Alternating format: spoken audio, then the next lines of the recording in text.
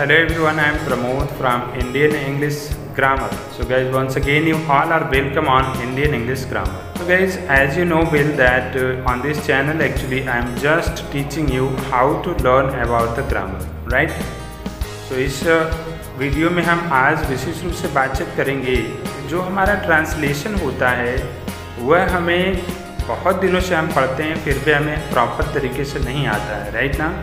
जैसे अगर आप किसी इंग्लिश मीडियम स्कूल में पढ़ रहे हैं तो भी और हिंदी मीडियम स्कूल में पढ़ रहे हैं तो भी कभी कभी कुछ ऐसे सेंटेंस आ जाते हैं जो आप ट्रांसलेट नहीं कर पाते हैं, राइट ना।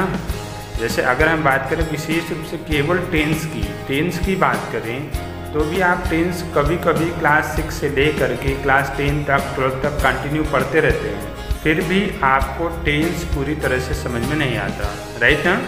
तो ये किस वजह से है, क्या रीज़न है? ये कहीं ना कहीं लैक ऑफ नॉलेज है आपका और आप प्रॉपर तरीके से टेंस को शायद नहीं जानते, इस वजह से आपको टेंस में कन्फ्यूजन है, राइट। तो उस कन्फ्यूजन वाले कुछ ऐसे सेंटेंस होते हैं जो एक ही सेंटेंस आपको कभी कभी लगता है कि यह तो इस टेंस का है या फिर यही सेंटेंस जो है इस टेंस का भी लग रहा है, राइट ना। तो ऐसा जो कन्फ्यूजन वाले सेंटेंस होते हैं उस तरह के सेंटेंसों का सॉल्यूशन भी मैं आपको इस वीडियो में देने वाला हूं। आज 2 प्रकार के ऐसे सेंटेंस हैं जिसका सॉल्यूशन दूंगा और बाकी आप अगर इस चैनल पे जुड़ते हैं तो आपको इसी तरह के तमाम आने वाले सेंटेंस जो कन्फ्यूजन आपको डालते हैं वो सारे के सारे आपको क्लियर हो जाएंगे, राइट। तो कंटिन्यू आप ग्रामर के इस चैनल को आप कंटिन्यू सब्सक्राइब करके कंटिन्यू करें और आई एम श्योर कि आप किसी छोटी क्लास या बड़ी क्लास में पढ़ रहे हों या फिर आप किसी कंपटीशन की तैयारी कर रहे हैं, हर जगह यह वीडियो आपके लिए बहुत ही ज़्यादा हेल्पफुल होने वाला है। तो आइए चलते हैं नोटबुक की तरफ और हम आपको सारा डिफरेंस भी बताएंगे इन सेंटेंसों के मध्य में बीच में और साथ में इसका एग्जाम्पल भी समझाएंगे और क्या स्ट्रक्चर पे बना है, किस टेंस का है ये, वो सारा डिटेल हम आपको नोटबुक की तरफ ले चल कर बताते हैं। तो आइए शुरू करते हैं। तो यहाँ पे देखेंगे गाइज आप, जैसा कि मैंने लिखा हुआ टेंस एंड टेंशन, मतलब जो हमारा टेंस के प्रति टेंशन होता है वो सारा आज हम आपको इसमें क्लियर करेंगे। बिल्कुल सिंपल तरीके हैं जिसके द्वारा हम इन दोनों प्रकार के सेंटेंस को आसानी से कंपैरिजन करेंगे और हम इसको समझ भी पाएंगे, ठीक है ना। तो जैसा कि आप देख पा रहे हैं यहाँ पे एक सेंटेंस है कि वह आम खा रहा है और दूसरा सेंटेंस है वह आम खाता रहा है, ठीक है। तो इन दोनों सेंटेंस में डिफरेंस है, अंतर है, बोलने में भी डिफरेंस है और ट्रांसलेशन भी इसका डिफरेंस होगा और साथ में इसका स्ट्रक्चर भी डिफरेंस होगा। ये 2 टेंस के सेंटेंस भी हैं, राइट। तो आइए सबसे पहले हम जान लेते हैं कि इसका स्ट्रक्चर क्या होगा। जब भी आपके सामने ऐसा सेंटेंस कहीं पे मिलता है तो ये वाला सेंटेंस अगर होता है नंबर 1 वाला तो इसको हम नंबर 1 वाले स्ट्रक्चर के बेस पर करेंगे और अगर नंबर 2 वाले स्ट्रक्चर पर होता है तो उसको हम जो है इस नंबर 2 वाले स्ट्रक्चर पर करेंगे, ठीक है। बिल्कुल आसान है, आप समझ जाइए। अभी आप समझने वाले होंगे तो आई एम श्योर कि आप समझ चुके होंगे कि यह जो सेंटेंस है यह आपका प्रेजेंट का कंटिन्यूअस टेंस है और यह जो सेंटेंस है वह आपका प्रेजेंट का परफेक्ट कंटिन्यूअस टेंस है, ठीक है। क्योंकि यहाँ पे जो दिखाई दे रहा है वह आम खा रहा है वो बिल्कुल अभी अभी दिखाई दे रहा है कि अभी वह कार्य कर रहा है, समझ रहे हैं ना। कहने का मतलब जो टेंस होता है गाइस, इसके जो सेंटेंस होते हैं इसका टेंशन मतलब ये जो ट्रांसलेशन करते हैं गाइस इसका हमें फीलिंग के ऊपर डिपेंड करता है कि हम कितना अच्छा इसको समझ पा रहे हैं, मतलब फील कर पा रहे हैं, ठीक है। तो ये आपका दिखाई दे रहा है कि यह अभी कार्य हो रहा है खाने वाला और यहाँ पे है कि वह खाता रहा है। कहने का मतलब वह पहले भी खाता था और खाता रहा है, इसकी आदत एक प्रकार की थी और ये खाता रहा है, समझ रहे ना। लेकिन खाता रहा है वो बातें हम प्रेजेंट टाइम में बता रहे हैं, इसलिए यह एक प्रकार का प्रेजेंट का परफेक्ट टेंस है, प्रेजेंट का परफेक्ट कंटिन्यूअस टेंस है, राइट। तो अगर ऐसा होता है तो हम सब्जेक्ट अगर सिंगुलर नंबर में है तो इज लगाते हैं, आई अगर सब्जेक्ट है तो एम लगाते हैं और अगर सब्जेक्ट प्लूरल है तो आर लगाते हैं और उसके बाद में वर्ब में आईएनजी लगाते हैं, प्लस अगर है तो ऑब्जेक्ट रखते हैं, फिर आपका अदर वर्ड रखते हैं, ठीक।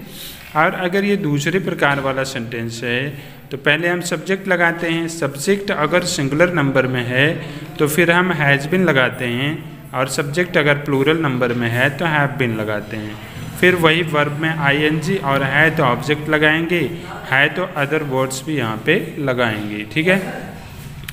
तो ये सिंपल बिल्कुल स्ट्रक्चर है जिसके बेस पे आप आसानी से इसका ट्रांसलेशन कर सकते हैं, ठीक है ना।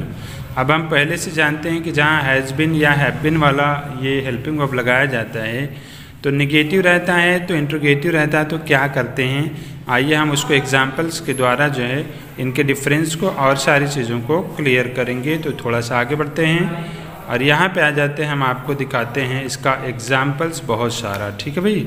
3 एग्जाम्पल्स आपको प्रॉपर तरीके से दिखाएंगे और करके बताएंगे, ठीक।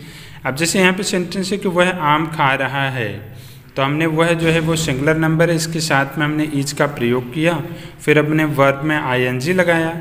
कहीं पे आपको समस्या हो रही है तो आप वीडियो को पॉज करके बैक करके पीछे देख भी सकते हैं और कहीं पे भी आप चेक कर लीजिए। आप किसी भी कंपटीशन में अगर तैयारी कर रहे हैं या फिर किसी क्लास में पढ़ रहे हैं तो ये जो है बिल्कुल प्रॉपर तरीका है जिसके द्वारा हम इन दोनों प्रकार के सेंटेंसों को आसानी से ट्रांसलेट कर सकते हैं, कोई गलतियाँ नहीं हो सकती, राइट। तो हमने इसको इस तरह से ट्रांसलेट कर दिया। फिर यह वाला जो सेंटेंस है यहाँ पे भी सिंगुलर सब्जेक्ट था, वह ही था, इसलिए हमने हैव बिन का प्रयोग नहीं किया, हैज़ बिन का प्रयोग किया और उसके बाद में वर्ब में आईएनजी लगाया, फिर हमने यहाँ पे ऑब्जेक्ट लगा दिया, ठीक। तो ये आपका सेंटेंस हो गया, राइट। और एक निगेटिव सेंटेंस भी ले लेते हैं भाई ताकि आपको कोई भी समस्याएं न आए। तो निगेटिव वाला सेंटेंस आप देखेंगे उसी का मैंने बनाया है, थोड़ा सा अलग सब्जेक्ट रख दिया है, राइट, ताकि आपका हेल्पिंग वर्ब भी ज़रा सा चेंज हो जाए, ठीक है।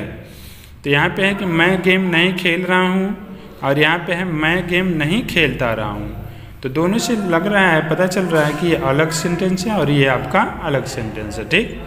तो इसमें यहाँ पे हमने आई के साथ में एम लगा लिया जो हम पहले से जानते हैं और उसके बाद में नॉट लगाया और फिर हमने प्लेइंग गेम जो आपका यहाँ पे सेंटेंस में वर्ड्स है वो रख दिया हमने। उसके बाद में हमने मैं गेम नहीं खेलता रहा हूँ, अगर यह वाला सेंटेंस आ गया तो इसके लिए हमने क्या कर लिया, मैं के साथ में, मतलब यह एक मैं है जिसके साथ में हैव का प्रयोग होता है, हैज़ का प्रयोग नहीं होता, तो यहाँ पे हमने हैव बिन का प्रयोग किया।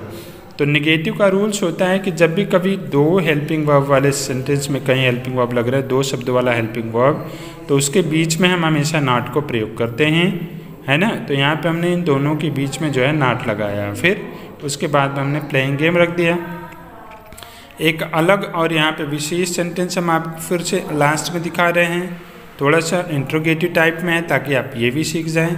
और हाँ, अगर आप स्पोकन सीखना चाहते हैं गैस तो इसके पहले आप जान जाइए कि हमारे दूसरे चैनल पर आप जुड़ें, इसका नाम है इंडियन इंग्लिश स्पीकिंग क्लास तैयारी, कहीं पे लिखा आ रहा होगा, यही वाला सर्च करें।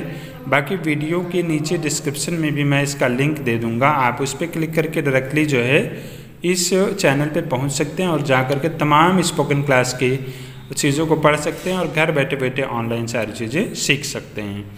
तो ये आपका सेंटेंस है, क्या लड़कियां खाना बनाती रही हैं, और एक ये है कि क्या लड़कियां खाना बना रही हैं। तो इससे पता चल रहा है कि लड़कियां अभी काम कर रही हैं, अभी खाना बनाने का काम कर रही हैं, और यहाँ पे है कि पास्ट टाइम में वो किया करती रही हैं, राइट ना।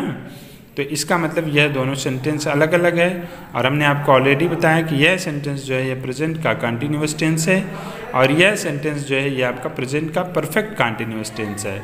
प्रेजेंट के परफेक्ट कंटिन्यूअस टेंस में एक और प्रकार का सेंटेंस आता है जो हमने आपको ऑलरेडी इस चैनल पर दिया हुआ है वीडियो, आप चाहें तो प्रेजेंट का परफेक्ट कंटिन्यूअस टेंस का वीडियो जाकर देख सकते हैं, पूरा डाउट्स क्लियर हो जाएंगे, राइट। तो ये दोनों का डिफरेंस है, प्रेजेंट कंटिन्यूअस टेंस और प्रेजेंट के परफेक्ट कंटिन्यूअस टेंस का डिफरेंस, राइट।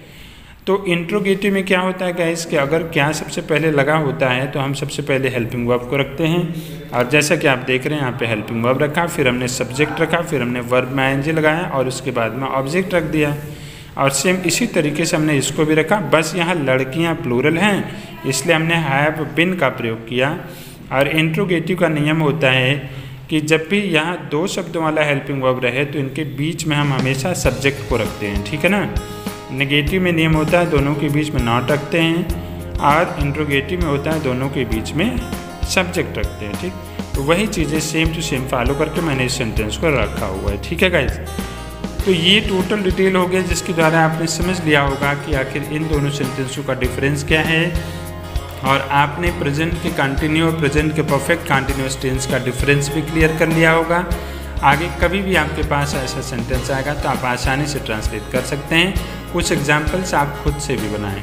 और हाँ याद रखें गाइस, अगर आपको लगता है कि ये आपके लिए ज़रूरी नहीं है पढ़ाई और आपको लगता है कि यह जानकारी तो हमारे उस बच्चे या उस व्यक्ति के पास होना चाहिए, तो कृपया उनके तक फॉरवर्ड करें ताकि वो घर पे बैठकर आसानी से पढ़ाई कर सकें। तो गाइस आज के वीडियो में बस इतना ही, मिलते हैं नेक्स्ट वीडियो में कुछ नई चीज़ों के साथ में। तब तक के लिए thank you, have a nice day, bye bye.